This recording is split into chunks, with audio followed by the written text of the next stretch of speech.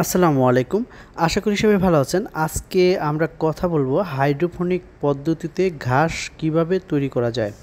তো এই পদ্ধতিতে আসলে কোন কোন ধরনের সিড থেকে কি ধরনের ঘাস তৈরি করা যায় এবং কি ধরনের উপকরণ লাগে, আমরা A to Z আসলে এখানে আলাপ করব, যাতে আপনি নিজেও এই ভিডিও দেখে বা কথাগুলো শুনে এই হাইড্রোপনিক পদ্ধতিতে ঘাস চাষাবাদটা করতে পারেন।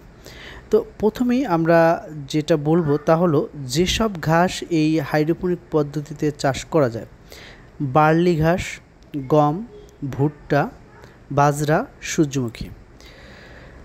তো এই পাঁচটা আসলে ভালো হয়, এছাড়াও অন্যান্যগুলো চাষ করা যায়, কিন্তু বাংলাদেশের কথা যদি আমি চিন্তা করি তাহলে এই 5 ধরনের সিড থেকে আসলে হাইড্রোপনিক ঘাস খুব ভালো হয়। আর এই ঘাস চাষাবাদের জন্য প্রয়োজনীয় যে উপকরণগুলো দরকার, যেমন সিড যেটা আমরা 5টা বললাম, সেই 5টা যে কোনো একটা সিড, যেটা নিয়ে কাজ করতে চান সেরকম একটা সিড সিলেক্ট করে নিতে হবে। প্লাস্টিক ট্রে বা হাইড্রোপনিক ঘাস চাষের জন্য ট্রে, এটাও আসলে বাংলাদেশে পাওয়া যায়। শুদ্ধ পানি, মানে পানি লাগবে আসলে বিশুদ্ধ পানি, সেটাও আসলে ব্যবস্থা থাকতে হবে। শেড বা ঘর, যাতে রোদ ও বৃষ্টির প্রভাব থেকে ঘাসগুলোকে বাঁচাতে পারে। ছিটানো যন্ত্র, অর্থাৎ একটা স্প্রে মেশিন দরকার হবে। জাল বা কাপড়, অর্থাৎ পানি ঝরানোর জন্য একটা জাল বা কাপড় দরকার। এখন চাষ কিভাবে করব, অর্থাৎ এটা হলো আমাদের উপকরণ। চাষাবাদটা যেভাবে আমরা শুরু করব, প্রথমে আসবে বীজ প্রস্তুতি। পরিষ্কার পানিতে বীজ ধুয়ে নিতে হবে, 8 থেকে 12 ঘন্টা ভিজিয়ে রাখতে হবে। অর্থাৎ যে বীজটা আমরা চাষ করব সেটা 8 থেকে 12 ঘন্টা ভিজিয়ে রাখতে হবে। পরবর্তীতে অতিরিক্ত পানি ঝরিয়ে 12 ঘন্টা অঙ্কুরোদ্গমের জন্য রেখে দিতে হবে।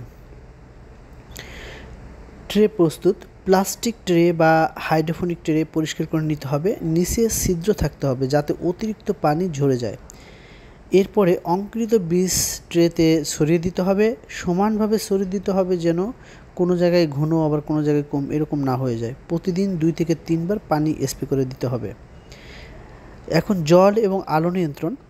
পর্যাপ্ত আলো, যেমন সূর্য না হলে এলইডি লাইটের ব্যবস্থা করা যেতে পারে, তবে আমাদের এখানে যেহেতু অনেক আলো থাকে, সেক্ষেত্রে আসলে এলইডি লাইটের প্রয়োজন নাই। অতিরিক্ত পানি জমে না থাকে সেদিকে খেয়াল রাখতে হবে। 7 থেকে 8 দিন পর ঘাস 8 থেকে 10 ইঞ্চি লম্বা হবে, তখন এটি কেটে গরু বা পশুকে খাওয়াতে হবে। তো এই ছিল আমাদের টোটাল পদ্ধতি। আপনি এই পদ্ধতি ফলো করে আসলে ইজিলি হাইড্রোপনিক ঘাস চাষ করতে পারেন। তো যাই হোক, আজকে এই পর্যন্তই। ধন্যবাদ সবাইকে।